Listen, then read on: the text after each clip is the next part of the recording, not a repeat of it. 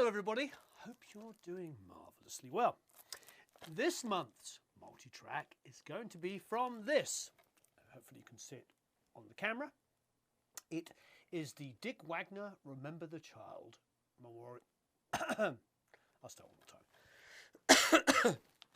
Hi everybody, hope you're doing marvellously well. This month's multi-track is going to be from this.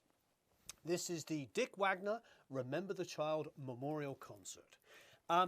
Dick Wagner and I became friends in the last few years of his life, and probably many of you know that have followed us for a while, is that I recorded and mixed a track for St Jude's Children's Research Hospital. It was a song that Dick wrote, and the lineup was insane. In fact, I was just chatting with the bass player Leland Sklar just before we did this. And anyway, after Dick unfortunately died, his manager, who is Susan Mickelson or Michelson, depending on how you want to pronounce it, decided to put on a charity concert back in his hometown of Detroit. It's actually in the Fillmore at Detroit, and invite a lot of his oldest and dearest friends to come up and play. So it's a pretty amazing lineup. For instance, Mark Farner, I'm sure you know who that is, or a lot of you will do. That was the original singer of Grand Funk Railroad, and he also played guitar. Brad Whitford from Aerosmith. I'm sure you know who Brad Whitford is. His very good friend, of course, Derek St. Holmes, who was Ted Nugent's guitar player and, of course, was in Whitford St. Holmes with Brad after Aerosmith originally broke up in the very late 70s, early 80s. Danny Seraphin from Chicago was the drummer, or is the drummer.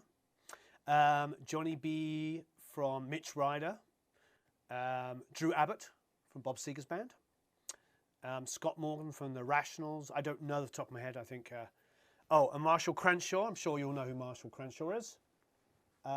Dick's son, Robert, got up and sung. And apart from that, there was some keyboards from Paul Brown. But the other thing that was really fantastic about this was there was a girl called Miss Wensday. And she was a really wonderful singer. Obviously, Mark Farner sung a lot of it as well. But she sang this song we're about to do. Those of you that are classic rock aficionados probably know everything I'm already talking about. Dick, in Welcome to My Nightmare era, Alice Cooper, he was in the band. Let's go back a little bit. In the 60s, many of you may know that Dick Wagner was in a band called The Frost, who were never that massively successful, but they were really, really highly regarded. A really fantastic band. And after The Frost, Dick, obviously as a songwriter and a lead singer, wrote a lot of songs. But probably most importantly, and it's funny that I should have an Ace Frehley pick sitting here, he and Steve Hunter, who was his co-conspirator on guitar, became, in New York, probably without a doubt, for a good 8 to 10 years in the 70s, from the early 70s right through to about 1980 or so, or 81, became the most in-demand session guitar players. Dick and Steve, for instance, played on a lot of Aerosmith tracks, quite famously on Same Old Song and Dance. I believe, actually, you know, that's a really famous part, and I do believe that when they did like top 10 greatest guitar parts in Rolling Stone, guitar riffs, they put that in the top 10 and wrote down Joe Perry, and then there was a little bit of hullabaloo, and they actually corrected it to Dick Wagner. Maybe it was top 40, I don't remember. Anyway, it's a really famous guitar part. Yes, he did play on a lot of Get Your Wings, and so did Steve. And it was Jack Douglas and Bob Ezrin that made those records.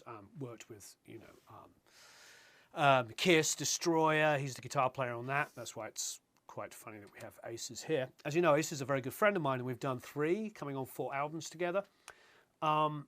But there was a period where he wasn't playing on everything, and Dick and Steve were playing on everybody's records.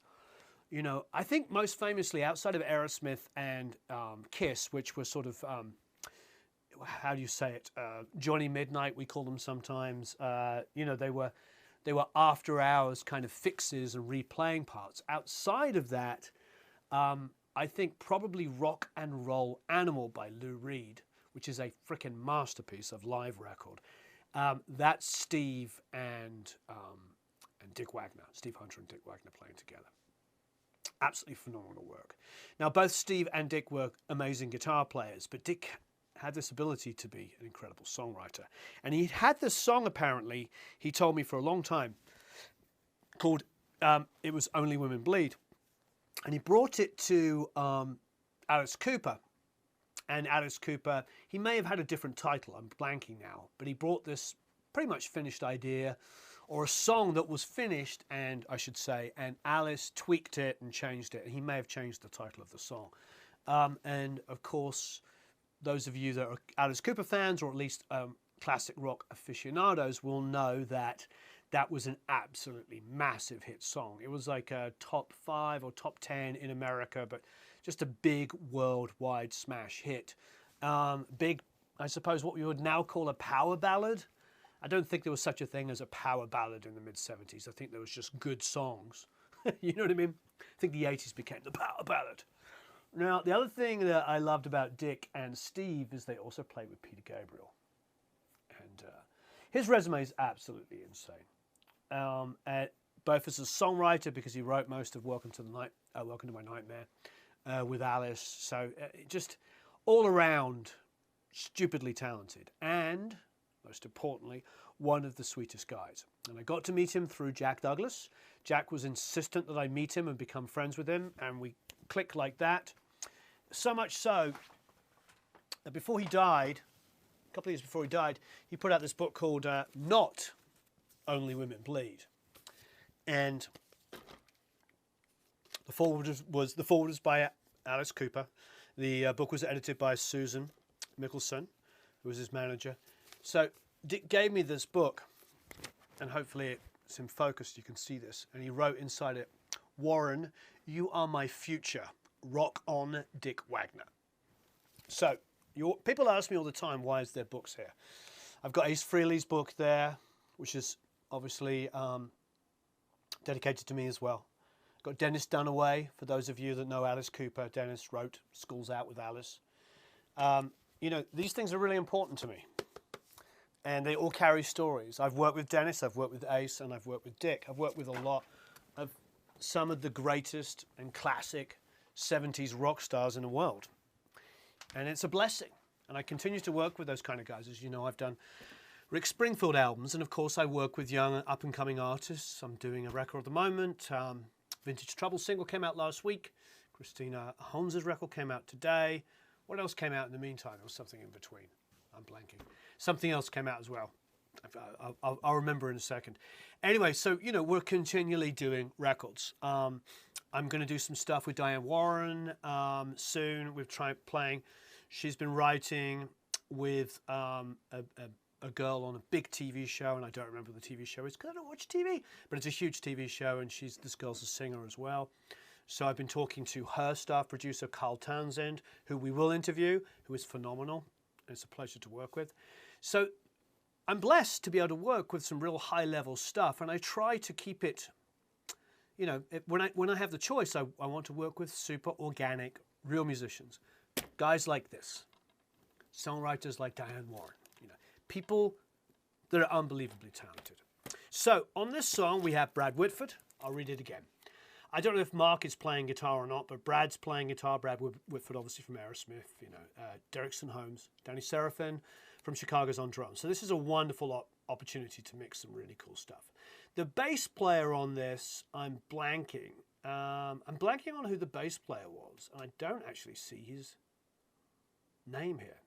Oh, Jimmy Bones was also playing on this, who plays with Kid Rock. I don't know why the bass player is not written down, unless that is Drew Abbott. But the bass, well, we can get into it. We'll start talking about the songs. Anyway, Wensday's this girl singer who has a phenomenal voice, and the song we are going to do is, yes, the big song. It's Only Women Bleed. So we're going to do Only Women Bleed with members of Aerosmith and Chicago and Grand Funk Railroad playing on it. So this is a wonderful opportunity for everybody. The best thing about this is it's live. So it is a pain in the butt to mix. I do use some drum samples on it. I'll start explaining. It's got nothing to do with the way Danny plays, and by all means, work around it. But I found myself using drum samples more on live stuff than anything else. And a lot of it's just got to do with, and you guessed it probably, how well is it recorded. Okay, so if we go over to the screen here, I'll play you only the organic elements of the drum kit. Now, remember, this is mixed hybrid, because this is what these guys wanted. They wanted it to be hybrid. They want it to sound like a real console. So this is not mixed in the box. This is mixed in a hybrid manner. Okay, so what we have is we have one kick. We have 2 mics on the toms, one on each tom. One floor tom, one rack. Overhead left and right. It's a live set, but there is a snare top and a snare bottom and one kick mic. So this is obviously with some processing, some compression and EQ, but this is the drums on their own.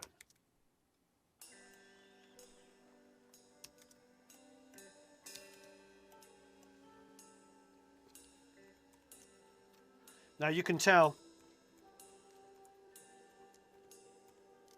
I edited this front pretty heavily.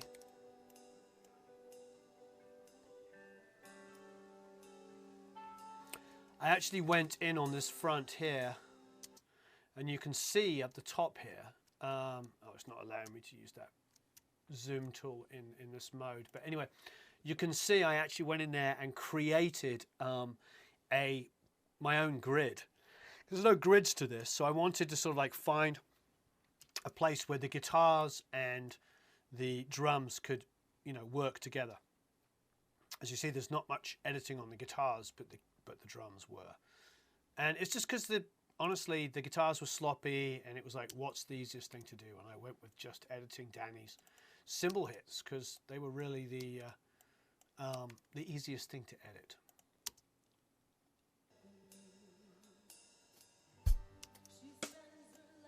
So side stick here, tons of bleed.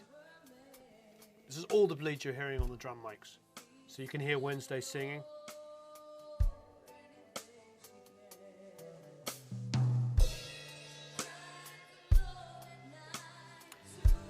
Now I've kept it super, super dynamic here. I mean, look how dynamic Danny's drums are. And Danny was also the drummer on the St. Jude's Children's Hospital song I did. So very small snare.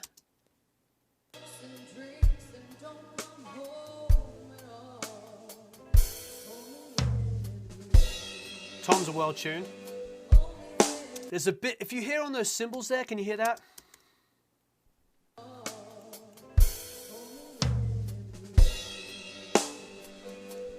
It's tough, it's not terrible, but there's a little bit of that, the way that the cymbal mics were placed, there's a bit of that. One mic off of it is hearing a little bit too much movement on the cymbal, and it kind of goes whoosh, whoosh, whoosh, which is a little bit of a shame. But it is live, so you can be a little bit more forgiving. So the live drums aren't bad at all. I mean, toms in particular, I didn't put any samples on that. I just added something to the kick and the snare.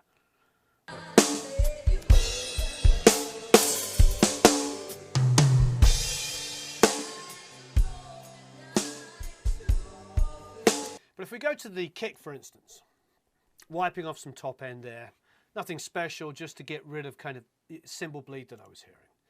And then I'm doing a little 7K boost, a big cut here on the 400.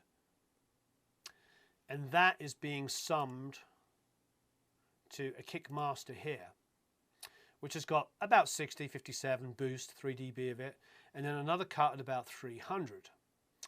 So it's, you know, it's a decent amount going on. However, the console's also doing quite a lot of work. So we'll get to the console in a moment. We'll go through all the console settings in one go. I think it'll be easier. I'll grab the phone here, and we can do a discussion going down everything.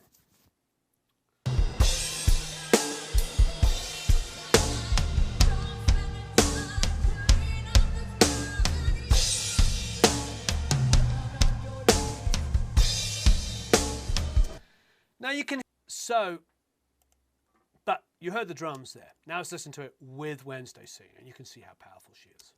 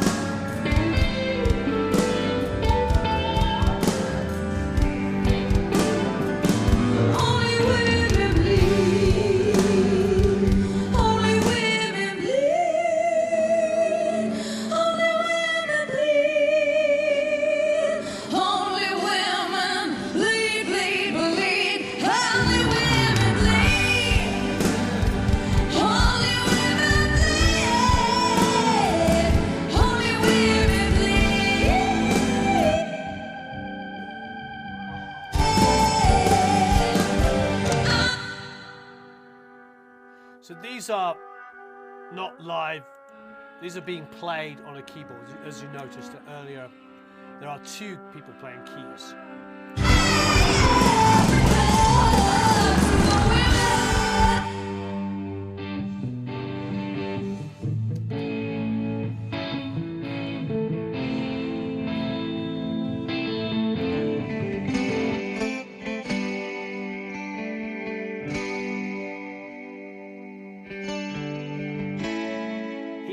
He may have been using some kind of pod or something. It's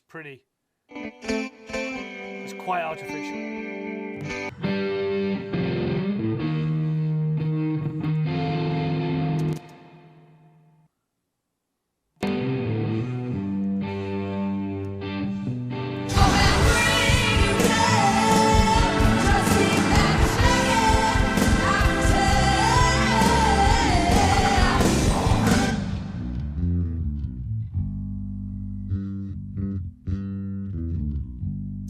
I think this was originally recorded on Logic. There's some weird stuff, like this is a stereo file. You can tell it's live because you hear the bleed.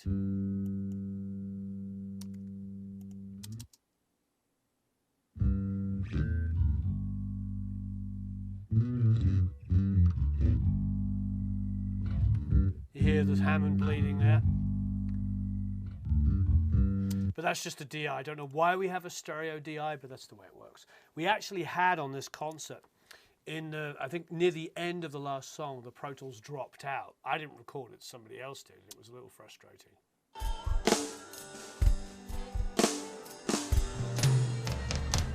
I do like the bleed though, in those overheads. It really helps.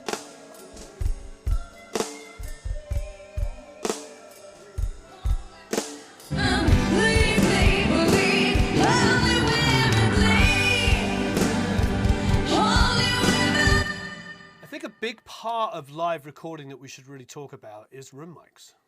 Here is the stage room.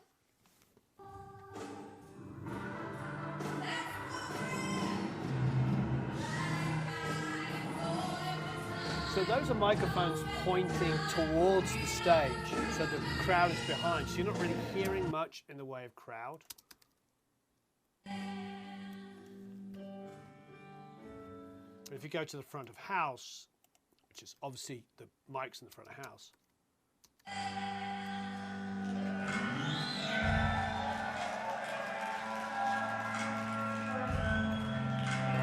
can see there what I'm doing.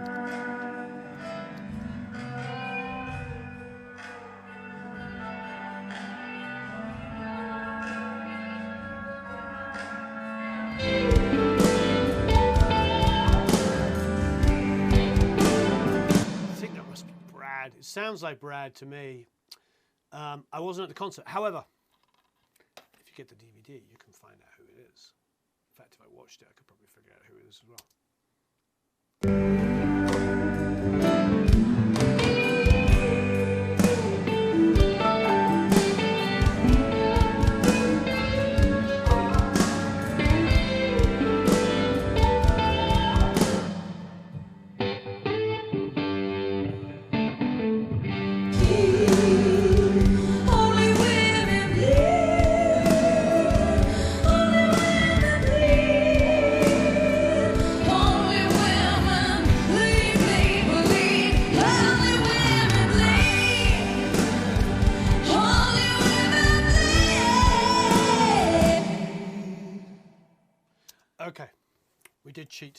We cheated in one area. Recognize this voice? Only women bleed. Only women bleed. Only women bleed. Who recognizes that voice? Imagine if he was singing, "Hey Lady." That's Steve. Yeah, Steve Magora. So what happened is we had some background vocals done by, I don't know who's credited, accidental lead vocals, electric strings, Paul Brown, maybe. There was a green. Oh no, it says The Accidentals. And so anyway, yeah, we had Steve. Basically, they were really badly recorded. It was so much bleed. They were very hit and miss. People were coming, and we were fighting like crazy. So we had Steve mimic the parts. Shh. But yeah, that's Steve Magora. It even says Steve BV Sum. There's a bounce of Steve singing. Shh. Only women bleed. Only women bleed. Only women bleed, bleed, bleed. Only women bleed. We have him here as well. Black eyes all of this time. Don't spend a dime, clean up this crime and you He's a master. down on your knees, begging me please come wash me clean.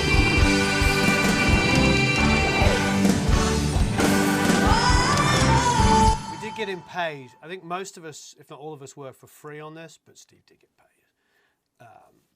You'll be happy to know. All right, so let's keep going down then. So how did I cheat? Well, I cheated and did some re-sings with Steve. Okay, that was the first thing I cheated on. Second thing I cheated on was I did add these kick samples with ambience. Didn't have any problem with doing this. I wanted this to work.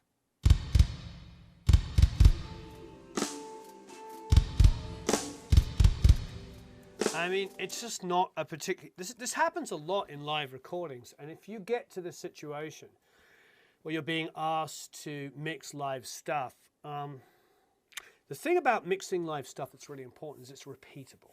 So if you've got a full session, like a full show, I should say, and you do nail a song, you can repeat those sounds. So it's a little bit like mixing an album, but even more simplistic, because there's not much changing going on. Obviously, they'll change guitars, but rarely do they change amps. They do, but rarely. But if they are changing amps, of course, there's still only one guitar player playing it. So maybe you switch it to a different amp. As long as it's mic'd, you're going to get it. So it's not really going to affect it.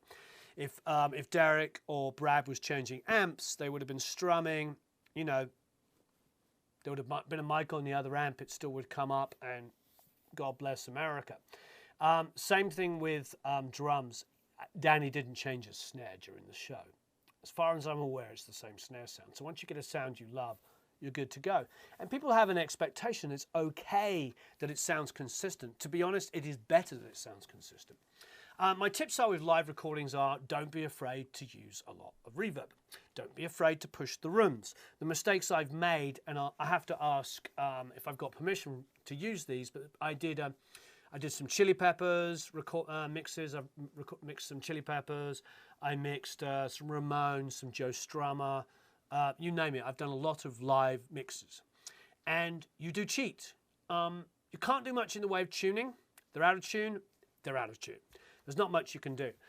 If you try to tune it too drastically, you're bringing up all the bleed with it, and it can sound really, really awful. Now, luckily, Wensday sang pretty darn well. I'm not saying I didn't tuck one or two notes.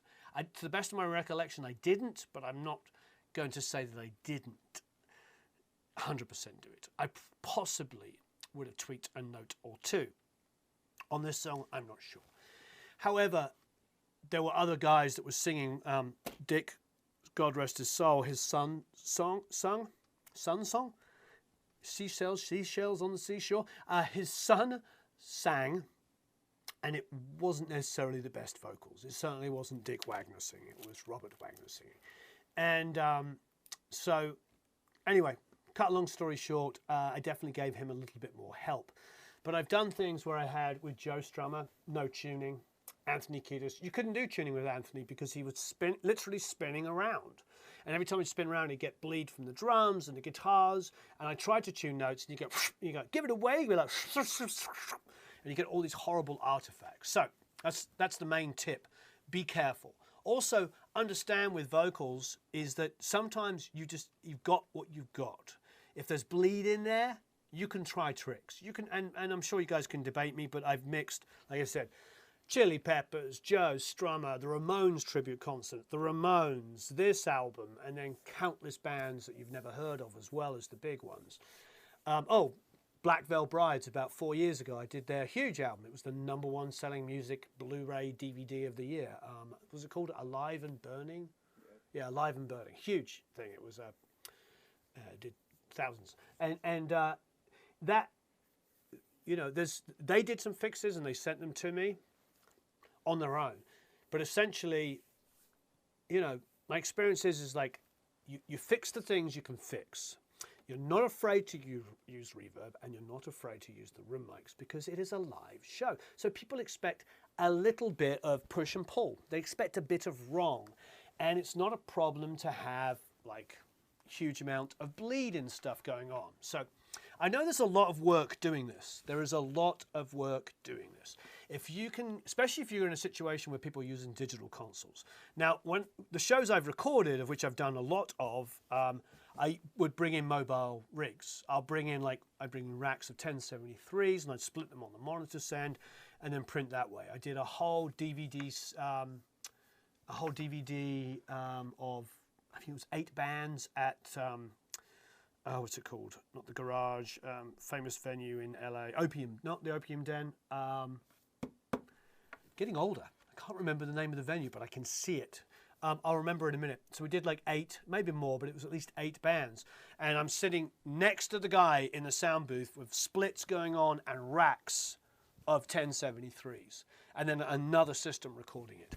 When I first started doing live recordings in the mid-90s and early 2000s, we used to use DA88s, the Tascam format, which was sort of in competition with ADATs. It was more reliable than ADATs. It didn't seem to drop out quite so much.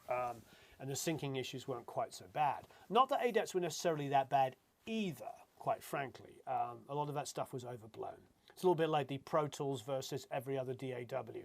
Everybody who doesn't use Pro Tools tells you it's the worst DAW in the world, and when you ask them their experience, they don't really have any. The only reason why we're getting like stops and starts at the moment is because we've got a big session and we need to upgrade our computer. But luckily, OWC have come to the rescue and we are upgrading our computer this week, aren't we? Yes. Yes, says Eric. Absolutely. So we're maxing the RAM, we're maxing the everything. We're going to max this computer out, so hopefully it will run lightning fast. Anyway, getting back to the point. So ultimately the live mixing is about preserving integrity and improving where you can. And typically drums are the best thing to do that in. If you can get drums big and slamming and ambient, you can get away with pretty much murder. If the drums are small and tiny and you don't use samples or whatever, I mean, I'm not saying you have to. I don't want to put gun to people's heads, and I don't want a 4-hour debate on using samples either. But the thing is it helps. And I can tell you lots of stories about live records that you think are live. And, you know, and the way they were triggering sounds. And we're talking in the 70s. We're talking Frampton Comes Alive. We're talking Cheap Trick live at the Budokan. We're talking, worse still, Kiss Alive is not live at all. It's a studio album with a dubbed audience. I think anybody who knows about that album knows it. Cheap Trick was live entirely. But Jack, to get the sounds, because they were only using 4 mics on the drum kit, had to do all kinds of crazy tricks in the mid-70s to get those drums to sound good. He was using the little speaker under the snare.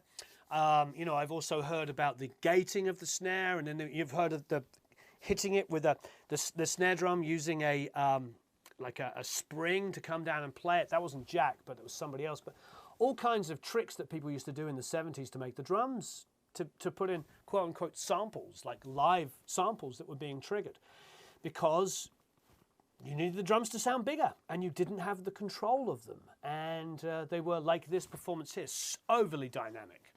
I mean, this is overly dynamic. It's not Danny's fault. It's a poor recording. But the recording came included in the live mix.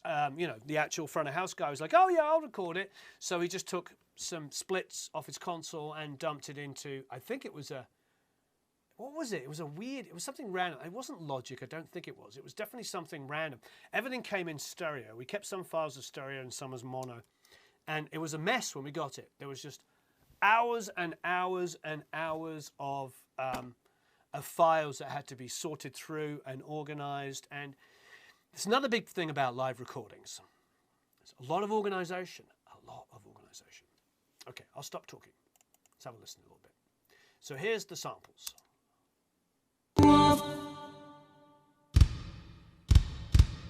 So what I'm doing, I'm adding click, I'm adding low end. So a little bit of click on this first one here, a little bit of 400 cut. But the transient designer is doing most of the work for me. If you look at the transient designer there, it's got some attack on it. And that's really what was kind of lacking. Again, the second kick sample I'm using here, which is the evil metal tama. The first one was the metal kick. And I don't mind using aggressive kicks. Remember we were talking about Joe Ciccarelli, about how he uses really aggressive kick sounds, and then you just lose them in the mix and don't sound that aggressive. This one I got some 50 boost and some 400 cut. Now, these outputs, 35, 36, the samples are going to an untreated output with no EQ, no compression. So whatever's going on here with the drums is what the sound is. There's nothing to show on the console. Again, more attack brought on by the transient designer, and then even a little bit of extra lift. So those first two kick samples have a lot of attack and brightness added to them. Again, this last one, again, some 50 hertz, but 4 plus 4 at 5 dB, a 400 cut, and even more, less sustain, more attack. So I'm really kind of giving it some aggression. Let's have a listen.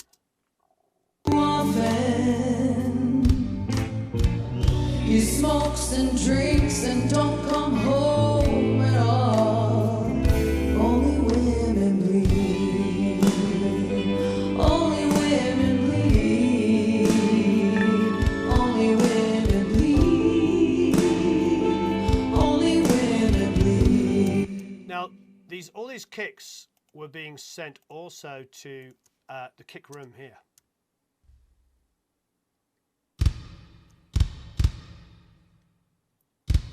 And strangely enough, I didn't do my Abbey Road trick on that EQ. However,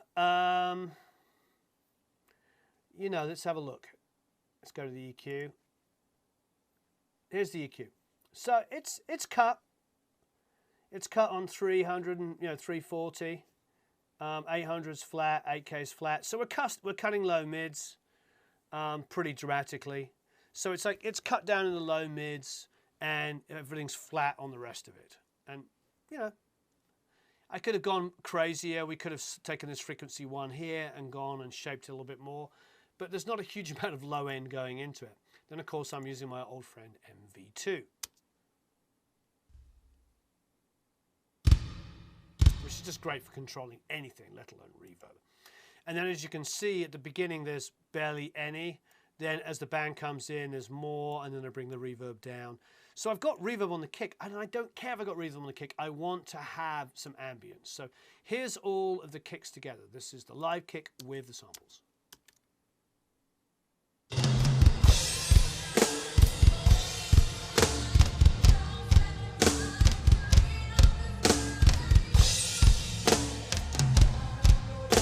It's a little messy on the toms with the live snare there.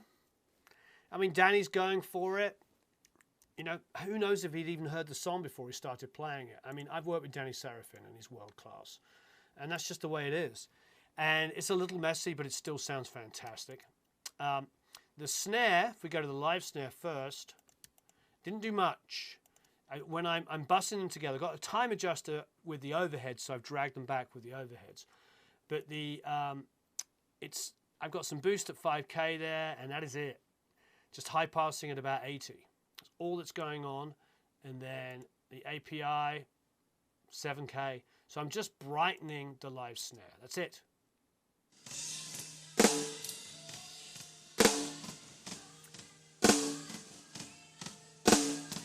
But I'm also brightening that snare, remember, because I know that I'm going to add a snare sample. I'm not afraid to. So here it is.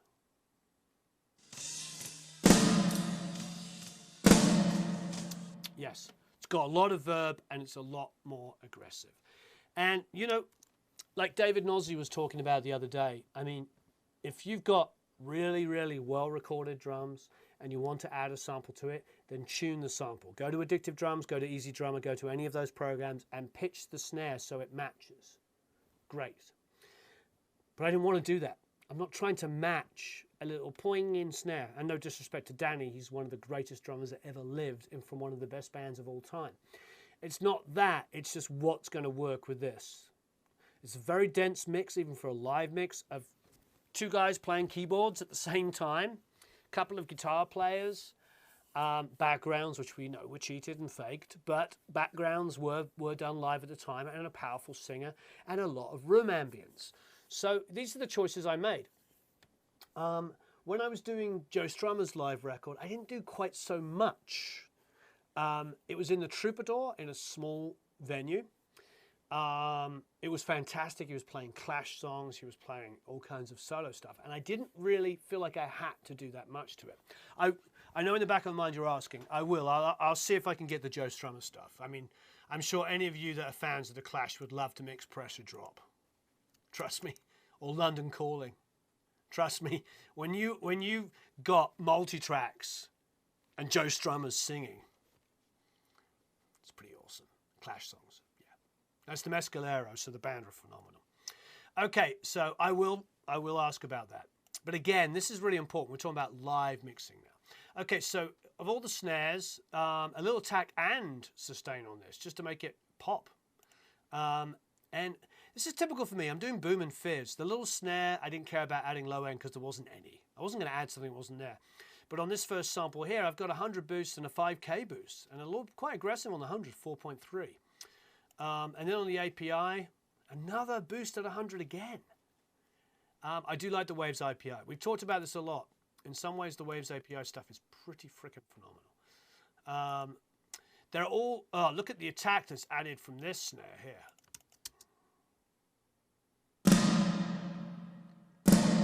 It's one of the main triggers for the reverb, so I want it to be pa, pa. So these are things that you have to think about. It's like, why am I doing that? Well, and look at the amount of top and bottom I'm adding. I mean, that is insane. Insane. 8 dB and nearly 10 dB at the bottom and the top. That's to fill in the gap on the snare. And even still another 100 hertz boost on the API. You know, if you're not looking and you're listening, you'll find yourself doing either very subtle or very, very drastic things. And anything in between. And it's okay. Because does it sound better? You know, there's a lot of criticism about Chris Lord-Alge's mixing when he did that Slate thing. All he seemed to do was boost a lot of top end. And he was literally just boosting a lot of top end on the recording. However, he was also boosting it into compression and it was being pushed back in. And it sounded great. And that's really all that matters. But if that's what you end up doing, boosting top and bottom on stuff to make it sound fatter, then God bless you, you know, it's really wonderful.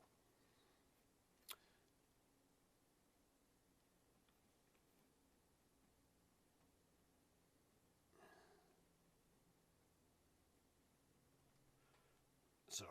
So yeah, you can see that that's what I'm doing there. And again, I'm not overly worried.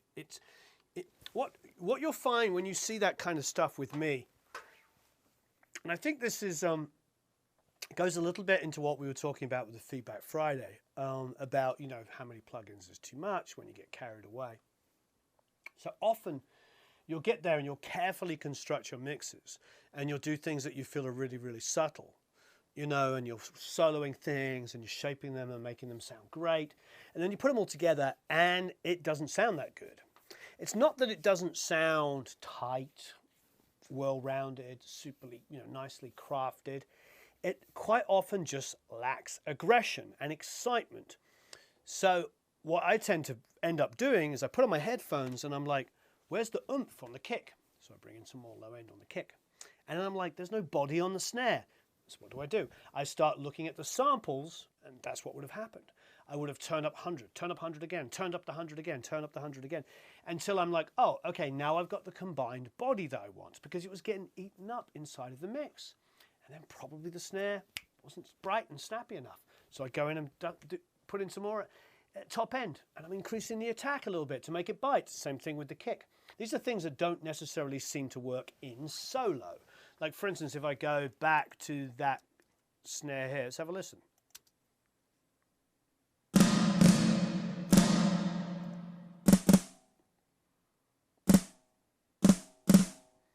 It's pretty aggressive. It's all boom and fizz. But going into the reverb, of which there is a judicious amount, quite a heck of a lot of it because it's a live show, it's a lot of reverb. But in the track, it's a live show.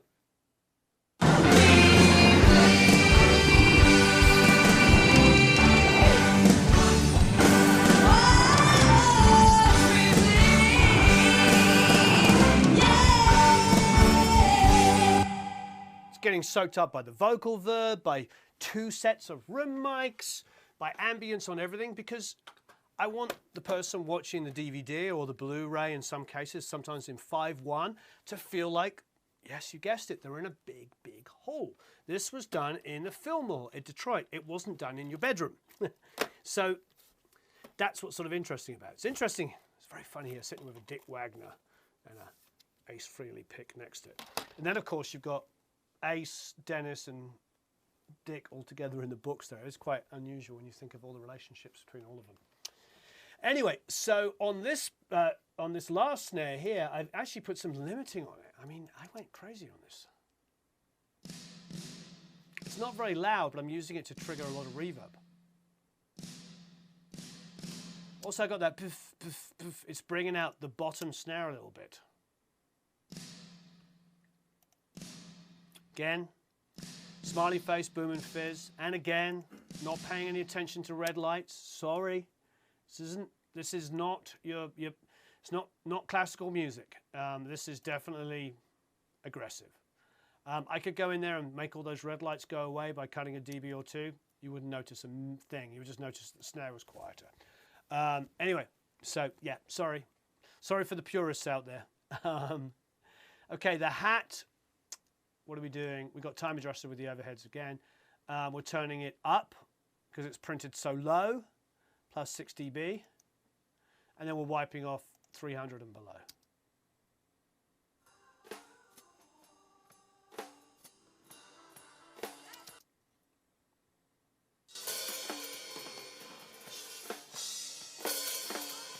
He's not doing much.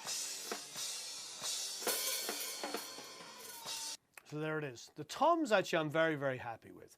Now, you probably noticed we did a lot of work on the toms. We separated them out.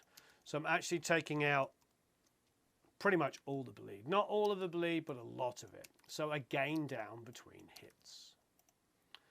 But more aggressive than I normally would.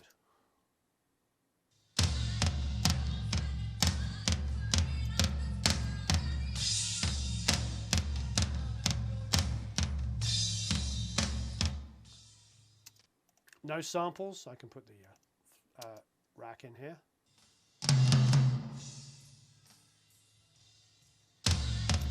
Now what do? Time adjust them to the overheads for good phase, so I drag them back a little bit with that. Really, really super aggressive EQ. So lots of bite, tons of low mids cut. I mean, again, drastic EQ. Super, super low mid cut. And then I'm getting rid of everything below 80. Now don't get me wrong, there's tons of low end coming through in this area here. And I'm limiting it, so really controlling it.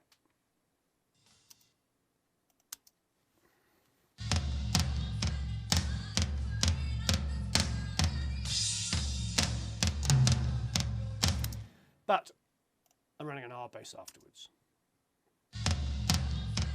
So it's a pretty familiar trick, and it's defaulted to 80, and I love it on 80. It's a pretty good, it's a trick I use all the time. So what I'm doing is I'm coming in, I'm shaping it so there's no low end. I'm high passing quite aggressively. Go back to that high pass. It's pretty aggressive. That Cure 1.15, it's like this.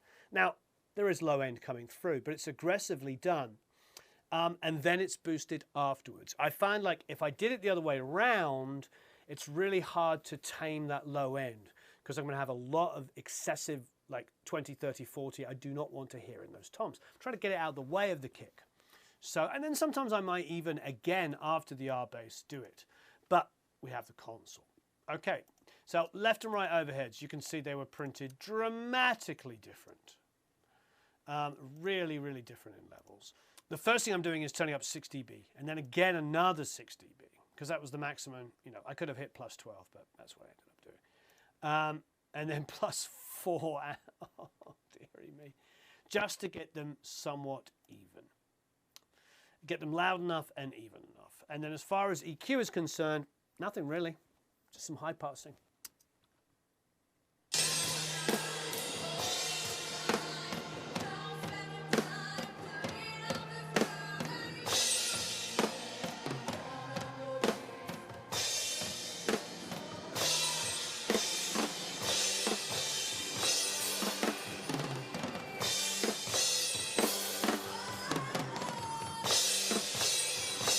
Nice drummer. That's a really nice, that's really clean playing there.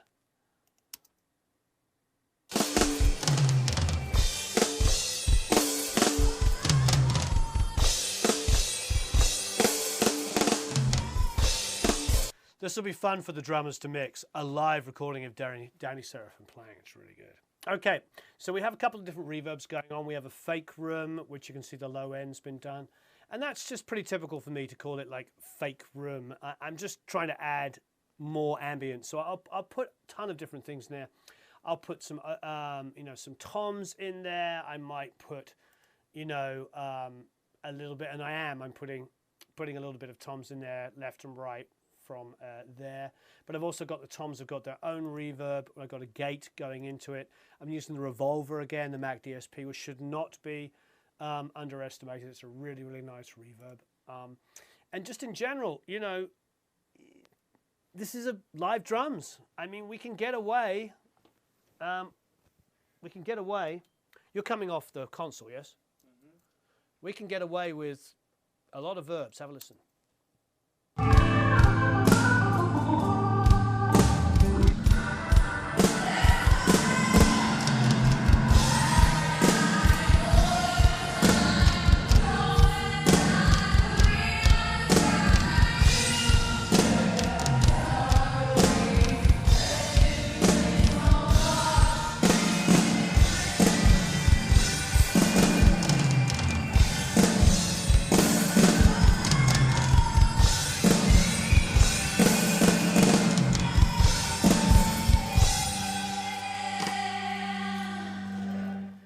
So you can see, even after I muted the vocal reverb, which was bleeding in there, there was still a ton of vocal bleed in everything. And verb and the ambience, and I don't mind that. To me, that just sounds like a big, loud drum kit playing in a big, loud room with a PA. Great. Okay, so what do we have up next? So before I move on, one thing we didn't talk about was the snare reverb. So I would hate for you guys to think I was missed that out on purpose. It was a total accident. So the snare reverb is just actually coming off of the so 78, 79. Okay. So let's have a listen to that, which is just the tom, which is just the samples.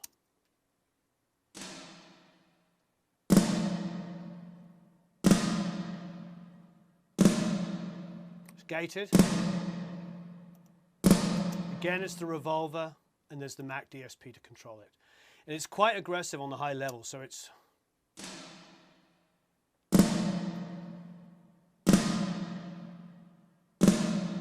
I'm getting rid of the initial attack. The attack is triggering it, but I'm getting rid of the response of the attack by taking it high level and squashing it back. And also just allowing it to be loud for a while, so it's like... So, like an ADSR, you've got attack, you've got the initial decay, and you've got the sustain, and then the release. We're making that decay and sustain sort of blend together and stay one before an eventual release. So if you listen to it again, you'll hear that there's a lot of just reverb that's long and loud. Just like kong, kong. One more time. It just stays there for a nanosecond, a little longer than you would imagine before it decays. It's nice. So that is the reverb, and that's what the MV2 is doing. And again, don't be afraid to like take a little bit of lows or low mids out of it. You can get away with a little bit more wrongness in live. I think you're probably hearing that a lot, but you can. Okay, so where it says Paul's guitar, we've got.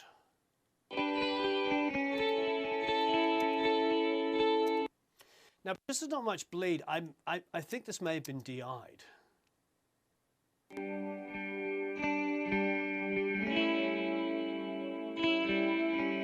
Now, Paul was Dick's guy. He was Dick's multi-instrumentalist. He played some keys. He played guitars. So that's why he's quite heavily featured. There was he was playing keys. There was another guy playing keys as well. And his tone's good. And there's not a lot going on. I've got a little subtle 1176. Let's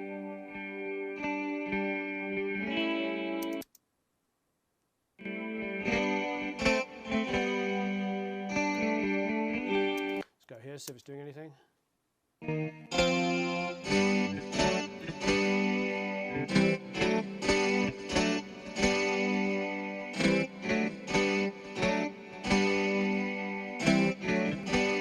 think it moved for 1 nanosecond there. I was probably using it for tone, and also it may have been the fact that, like I was saying, we're mixing this live album in songs. Maybe earlier on he was playing a lot louder and more aggressively. Now I've got it panned towards the right, but not entirely to the right. And he also has a lot of effects on it. So if we go to the other guitar, that's panned 50% to the left.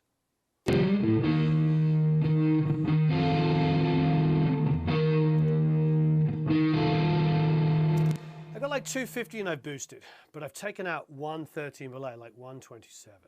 I boosted 7K there, you can see. I then also boosted 7K again and 5K quite dramatically. Didn't do anything to the low end. So it's tough because you hear a lot of low end, but there's a lot of 5 and 7K boosted. I mean, plus the console, which you're going to see in a minute what I did on it. So even then it sounds thick, but it's kind of cool.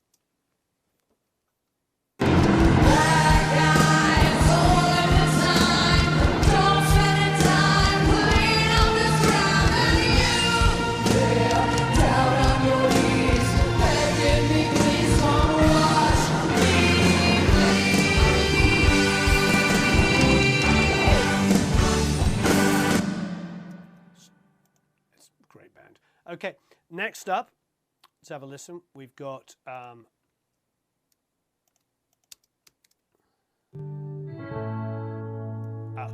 overdub guitar. This is an overdub that Paul did. Okay, very simple, just 1176. Going on out on the console, we'll have to talk about that in a second when we get to the console. No other EQ, just a console EQ.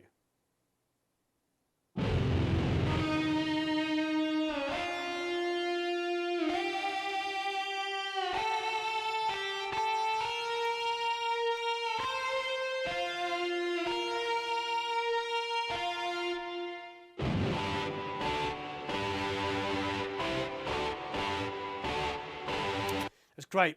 There's no way that is a guitar. That's a keyboard and modulation wheel. So that's an overdub that Paul sent us. Okay, live, as you can tell, is some Hammond. So the sub here is what's going on. So we've got, and it's basically the Hammond's pan 50%. But I did do some fun stuff to it. So I've got 1176.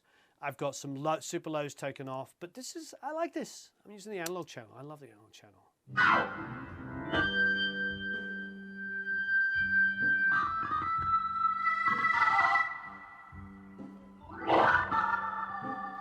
Ah.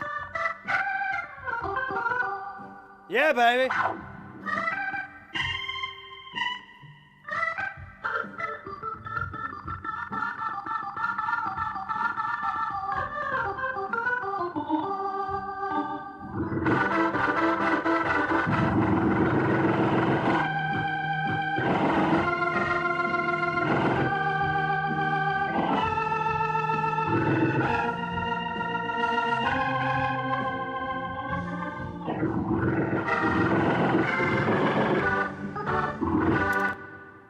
awesome.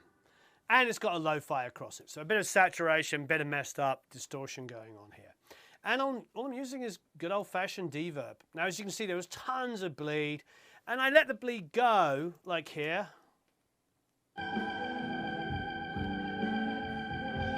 It's quiet, you hear the bleed. However, there was nothing playing here, so I didn't really feel the need to just have the bleed when it's there. Sometimes you do, you leave it in because it feels like something's missing, but I didn't. And then these are, they say violin and cello, but they're not real.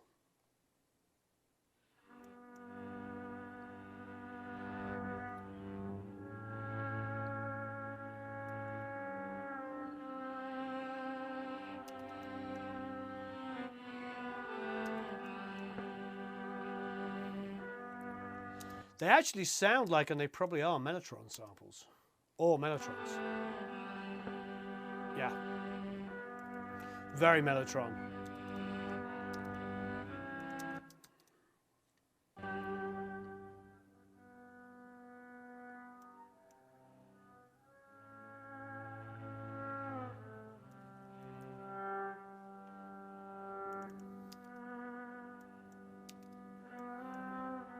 Maybe they are live. Maybe Paul did this afterwards. I always thought these were Mellotrons, but now I'm sort of changing my mind. So 5K lift there.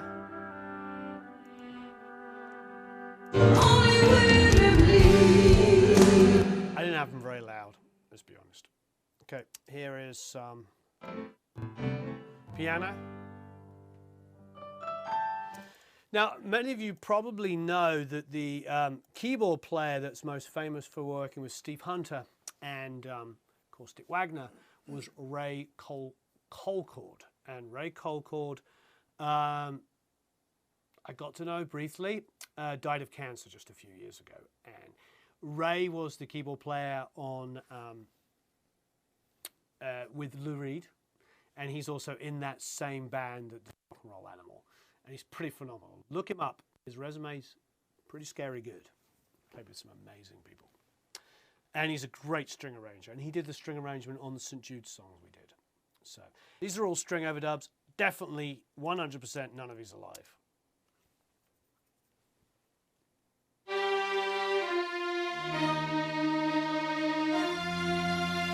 I just sent those straight to the console. So you're going to hear that through the console when we go and do the console breakdown. Okay? Extra keys.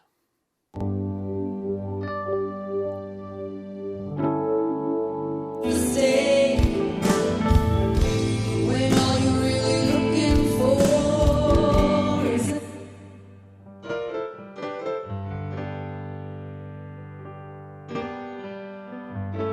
you hate this game. He slaps you once in a while, let you live at. You can have some fun with the keys. I ended up, you know, just gaining them, getting the right level, not doing a huge amount, but obviously what's going on in the console, which we'll check out in a minute. So we're getting close to moving over to the console. Here is, remember, it's completely hybrid. Here is the vocal, lead vocal. Oh, hey, Gray, he's your life's mistake. When all you're really looking for is an even break. So you can see what I'm doing there is I'm limiting the dynamic range. I've got about, what, maybe 9 dB worth of movement. No, not even that, maybe 7, 8. Yeah, about 8 dB worth of dynamic range. Just below 0, just about 7. So like 1 down, 7 above.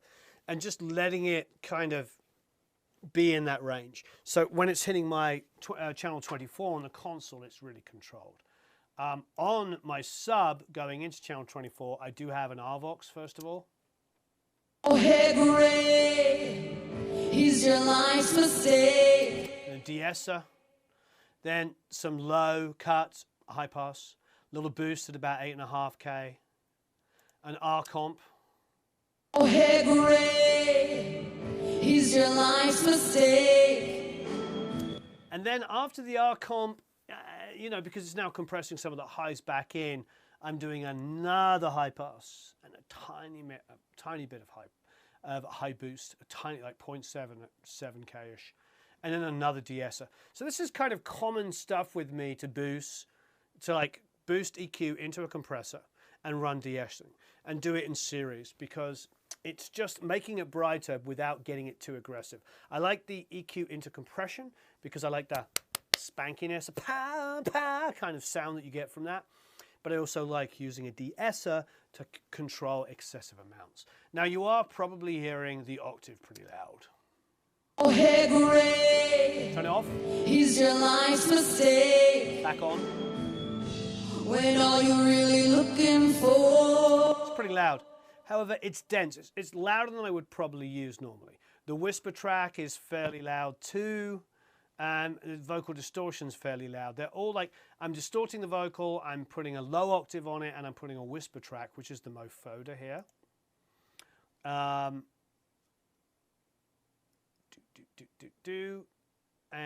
if you want to take a screenshot, there it is. Maybe Eric, you could do a screenshot of this. So Eric will give you a screenshot of this. So for those of you that want to mimic the Mofoda trick that we do. And I do put a de-esser in it before so it doesn't get too excessive. You see here? Oh, hey, great. He's your life's mistake. Just there. You saw it come on a little bit there. It's just so that, you know, because the Mofoda is, of course, is all high end. It's all whisper. And so the last thing I want to do is turn it up, send a bunch of S's in there and go and take your head off with all these like over the top whispered S's that are just going to drive you nuts. Okay, got an Echoplex here, which is basically a dirty, distorted tape echo. This game.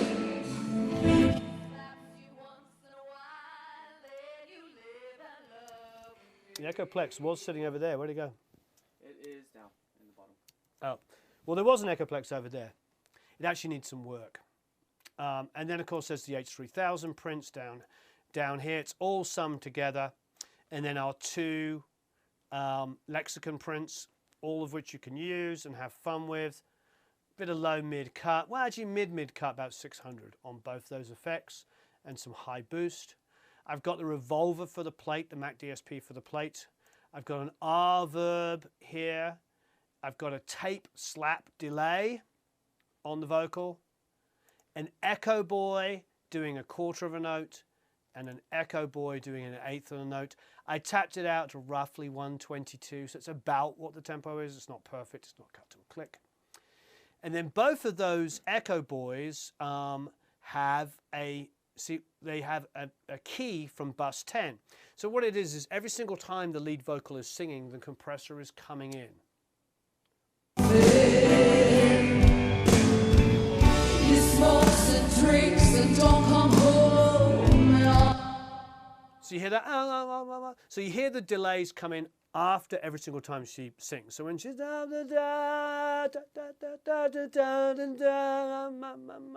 it's not going to so the side chaining is from the lead vocal. So you take the lead vocal, you send it to the compressor. The compressor is at the end of your delay chain. Every time the singer sings, it compresses the signal of the delay. Every time the singer stops singing, it releases it and allows the delays to come through. Now, it doesn't do it entirely. Well, you can make it do it entirely. It just does it so the delays become like supportive and then get louder and really add to sustain afterwards. Then, of course, we have Steve, we were talking about there, and he does have his own reverb, but no EQ. That's done on the console. And the last two things are basically we were talking about before.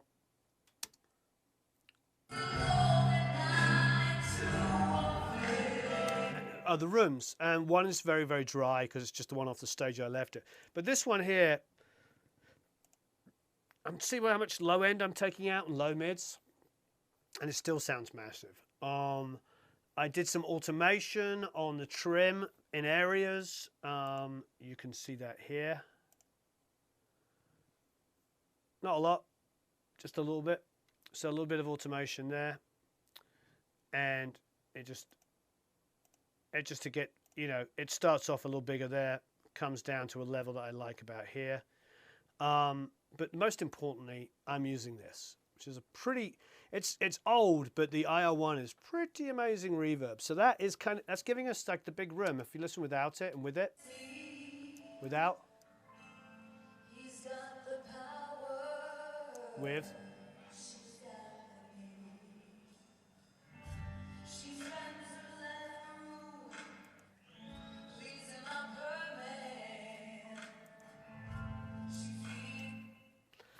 I'm just making it a little bigger. It was fine. I mean, like again, it was like, we're talking about these extra attacks and sustain, but mainly attacks that I was adding on the kicks and the snares with the SPL Transient Designer. The extra bottom end and high end on snares, the extra attack generally on the kick samples. It's because you mix it and then you put the headphones on or you listen the next day and you're like, it's just not that exciting. And then things like reverbs, you're like, it's just not big enough. So you add more reverbs because this is, once again, a live recording. So you can get away with being a little bit obtuse. Great. Okay, let's talk about the console. Okay, as you can see, we're at the kick. K for kick. So all of the kick elements, not the samples. The samples are coming out 35, 36 with no EQ compression. Okay, as you can see, at 60, there's quite a lot of boost. At about 350, there's a lot of cut. A relatively wide Q and quite a decent amount of cut. There's the Q there, sorry, and there's the amount of cut. So about 5 dB, 4 to 5 dB. And it's interesting, when I first started, you know, this was about as detailed as you could get, and this was like, wow, you can do this. Now, of course, you can just like, you know, the movement between this moving 1 millimeter either side can now be done in like the nth degree with a plugin. It's pretty crazy what we can do. We didn't think in those kind of excruciating detail in those days.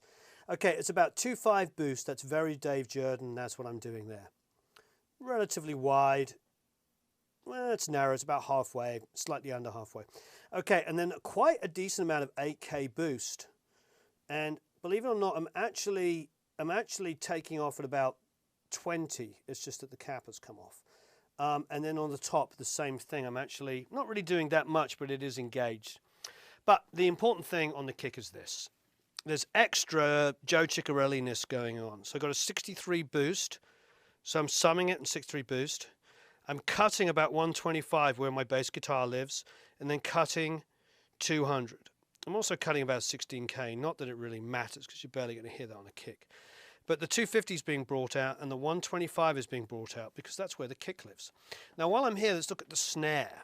The snare is cut at 30, flat at 63, but boosted here at 125 and a tiny bit of 250. Then it's flat, flat, a little bit of 2K and a little bit of 8K. So it's kind of, the snap I think is always about 2K. So those two things are engaged on insert points on the channels here. So we move to the snare, carry on the snare. I'm boosting at 100 Hertz. I'm also boosting at about 250, about 3 dB. Then at about 5K, I'm boosting, wow, quite a lot, about 7 dB. And then I'm boosting at about 7K, about 6 dB. Then I'm high passing at about 80. So basically I've got a lot of boost going on the low end here and also over here, 125 on the snare. So I've got this sort of 100, 125 kind of boost, which has already been massively done on the plugins. Isn't that crazy?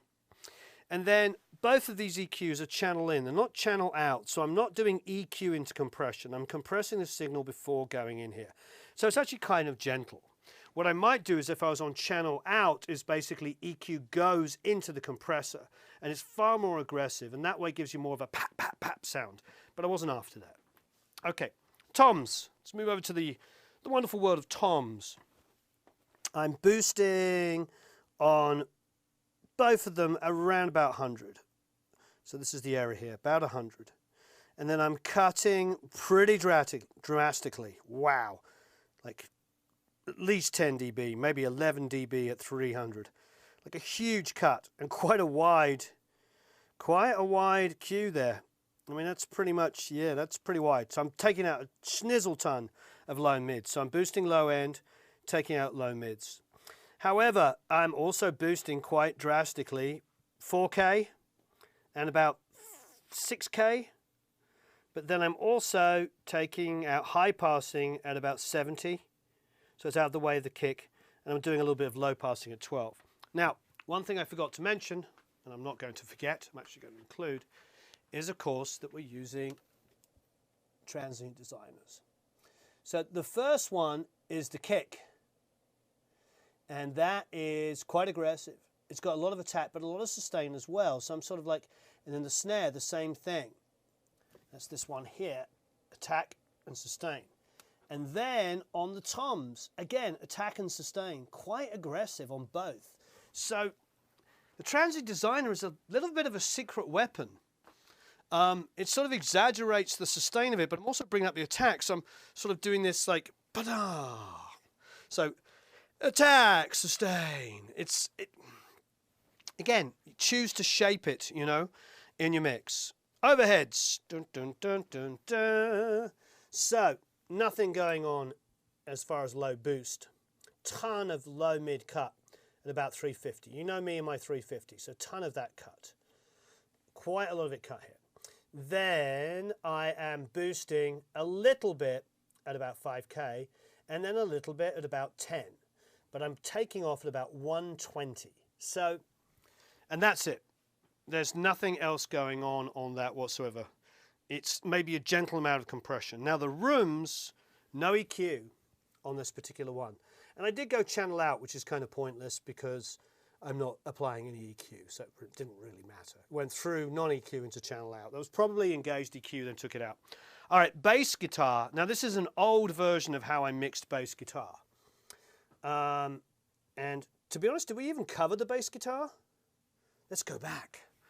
Dum, dum, dum, dum, I think we missed out the bass guitar. Okay, so back to bass guitar. We missed it out. I think I talked about it for a second, but I realized I didn't get into it properly. Earlier on, I talked about it and said it was a stereo file they'd sent us. And you could hear bleed, but we think it was just basically what it was coming through it. But getting back, yeah, I didn't talk about what was going on. So I'm using the C4.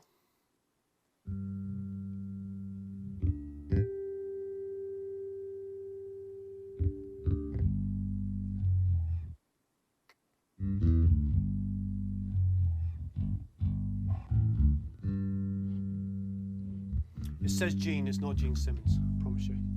Not a lot going on there. I think even when it says it's Gene Simmons, it isn't Gene Simmons.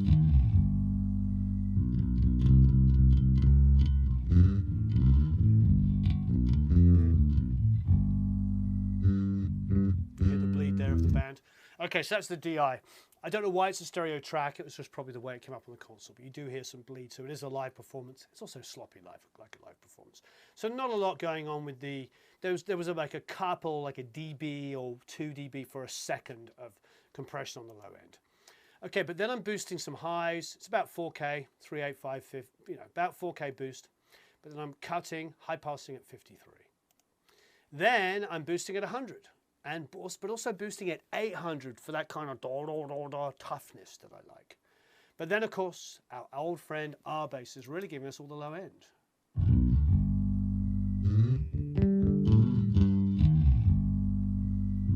And, of course, the magic is, and you know it, the MV2. And you can see just on this recording how unbelievably uneven it is, even if I bring up the files.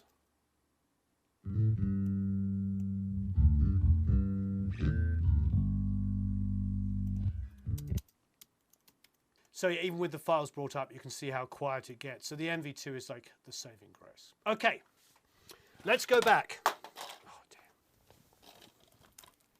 damn. Okay, let's go back to the bass on the console. Moving to the bass on the console. Okay. So bass on console. This is actually an early, I don't do this anymore, but this is the recall.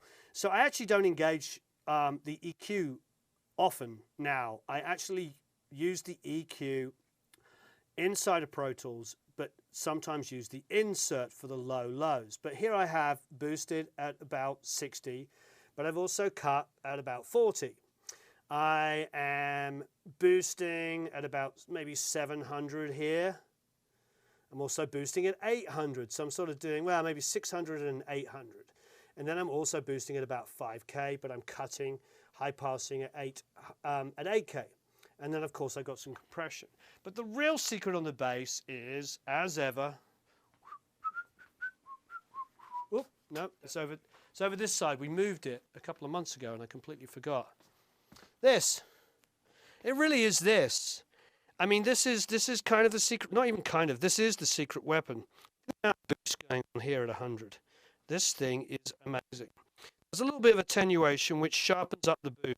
That really is the magic. And then we got some boost here going on at 3K. So we've got low end and high mids, 3K boosted, and a massive boost here at 100. That really is the sound of the bass. If I play the bass back now and turn that on and off, you're going to get pretty scared, like just how much that is adding on the insert. So listen to that big fat low end. I'll turn it off. It's volume, but it's also just it's roundness of a Pultec. It's obviously added a lot of volume, but if you're asking my opinion, you want to get something 500 series for your low end, buy one of these. So basically this is one of Steve Jackson's. It's a Pultec built to original spec using API 2520s. Gene, who owned Pultec, ended up doing a deal with API to use 2520s. API, 40 years later, honored that. How freaking awesome is that? Okay, let's move on from the bass.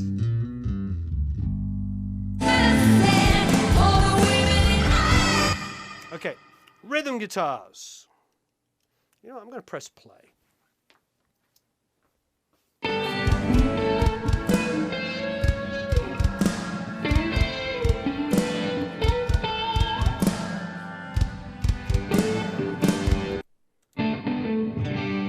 So here's the rhythm guitars.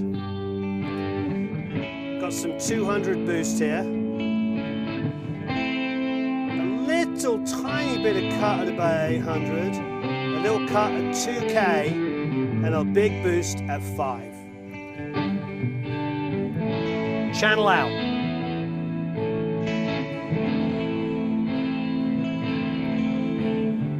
So what does a channel out mean? It means that I'm EQing into the compression.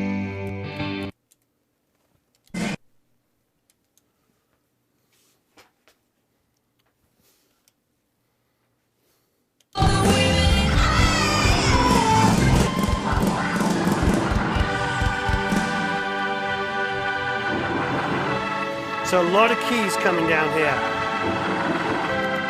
Turn this down to make it easier for me to mix. So the keys here, nothing really happening at the low end. Nothing happening at 300. Nothing happened. Well, I left these keys pretty basic. Wow. So that's going to make life easier for you to mix. Basically, I'm high passing about 100-ish and low passing at about 12. That's it. That's the key sound.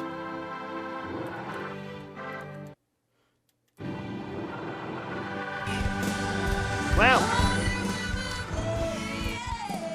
So let's just move on to talking of bleed. Listen to all that bleed going to the vocal. So about 300, 250, 300. Cut at 2.5, very slightly. Boost at about 6, just 6.5, and boost at 10K with high pass and at 120, but quite a decent amount of compression. And channel out.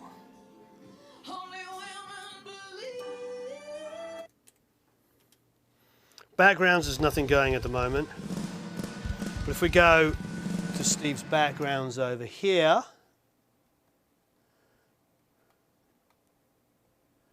it's interesting that all those keys were pretty much left as they were. I didn't remember that until I looked. So all of those keys are coming down exactly as they are.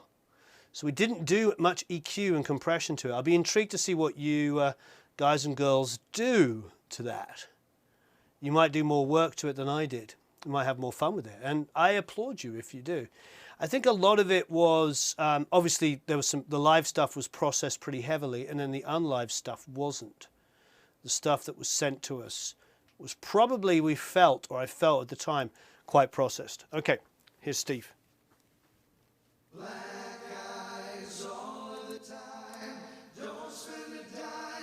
450 boost. So what I'm doing is I'm like coming up pretty high here with the high pass, just under 200. So, and then boosting at about 450. Not a lot going on in the mid-range, a bit of high mid boost here at about 5, 6K and a little bit of 8. So what I'm really doing is just coming back over here. So what I'm really doing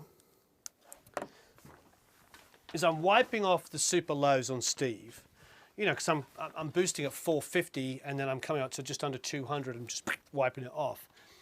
I'm wiping that stuff off and then I'm boosting some sort of high mids and I'm doing a little bit of high cut, and it's really, well, not drastically, but I'm just sort of narrowing it just a little bit, but not overly, because again, this is live, and with the exception of the fact that, you know, Paul did give us a bunch of overdubs. The reality is that most live situations, you're not going to get quite as aggressive with some of the instruments. Now, the drums, don't get me wrong. We want those to be super exciting. I think the lesson for me to teach you really on this is like, get those drums aggressive. Get them like live. Get them in your face. Make it feel like you're in a concert. Get the ambience going. You know, everything it takes to be like, yeah, I'm there. I'm with a rock band and that girl can sing. That's what you're trying to do. But you can get away with a little bit more, as you can see, latitude with some of the other instruments. But anyway, I've mixed a ton of live stuff. Not everything is typical of this. That's the thing with live recording.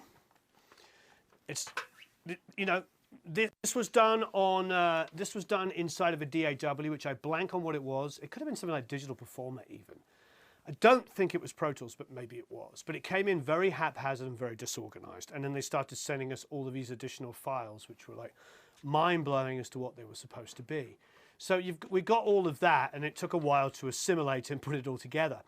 But some of the ones I would do on DA88s in the very late 90s, early 2000s. Yeah, late 90s. And then we sort of slowly moved into Pro Tools. When I did Black Veil Brides, we had two Pro Tools rigs going, front and back of stage, one on the monitor digital rig on a light pipe and one on the front of house. And then we actually had one of them drop out, so it was amazing we did two. When they did this live recording, they didn't have a redundant rig. They didn't have a second rig. So actually the last song doesn't exist. And we had to take the two tracks. So if you do end up buying this, which I highly recommend, I mean, it's only 2 shots. It's like a wide angle and a couple of close-ups. So it's not a very thrilling watch, but you know, if you want to see the guys and girls that played on this and sung on this, then it's worth getting. And of course, the money goes to an amazing charity, St. Jude's. So that's really incredible. Yeah, it's definitely worth it from that perspective. Yeah, I would highly, highly recommend that when you're mixing live stuff, is that you make sure you have drum energy. The vocals are great. Don't worry too much about the bleed, because if you get too crazy about trying to remove frequencies, before you'll know it, it will sound very heavily treated and suddenly it doesn't sound like a live performance. I've been around the houses and tried 100 different things with multiband compressors, with automating EQs and gates and pulling in volume rides and all that kind of stuff. And I found, unless it's absolutely awful, most of the time I just let it go and let the bleed get in there. All right. Have a marvellous time recording and mixing. Thank you ever so much for watching this. If you haven't already got the Dick Wagner's course, please get it. I think a lot of you have already bought it. And of course, that all the proceeds from that, every dollar of profit goes to that. And at this stage, I think we released it. I think the basic costs of paying Sam and a few other things and some Facebook advertising was paid pretty darn quickly on that one. So we've been sending them quite a lot of money. I remember we sent the first check after a couple of weeks was $7,000 from mainly Academy members buying it. And that was a few months ago, so we've probably sent them a lot more. So thank you ever so much, everybody that has bought that course. I'm sure the guys will put a link up to it as well if you want to mix that. That song's a studio recording. It's Darren Seraphin on drums. It's Elliot Randall. It's Leland Sklar. It's Freddie Mandel. It's Jennifer Batten. That's another good one to have to your resume. But this is a good one for your resume as well, because if you can mix this and make it great, you can also say live mixing. It's a live mix. And maybe the other thing to try out is if you're going to do samples, maybe try your own samples. Yeah? Maybe try and keep the integrity of the snare. I want it to be bigger and badder and more bad-ass, I suppose is the American phrase, than maybe Danny was using. But maybe tune the snare to be the same as his. You know, that might be kind of interesting. His kick wasn't quite as low as I wanted, but maybe you tune the kick to be the same as his. I mean, have some fun with this. Remember, this is going to be really good for your resume. It's got some great players on it, and it's really good because there's a lot of work for live mixing. And if you can get into a swing, you can pretty much mix a show in about 2 or 3 days. So somebody comes to you and says, I've got 12 songs of a live set. How much do you want to charge? And you're charging a few $100s a day. You could maybe mix the whole thing in 2 or 3 days for like $1,000. And they'll have their mind blown because they'll be like, wow, you mixed my whole set, you know, 12 songs for only $1,000. Meanwhile, you know, it was just 2 or 3 days work. These are sort of, live mixing is actually a really quite lucrative gig. I can't tell you how many live albums I've mixed, a lot. I mean, there's 3 or 4 really well-known ones that I've done, but then there's tons that you haven't heard. All the Walmart sessions. If you ever watched the Walmart sessions, I did, what's his name? What's that guy called? Pitbull. I did I did about 50 of them.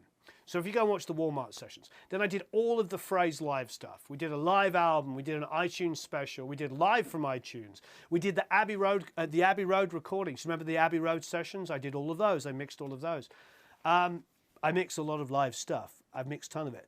And it's a very lucrative thing to get into. I keep reminding my manager to seek some of that stuff out.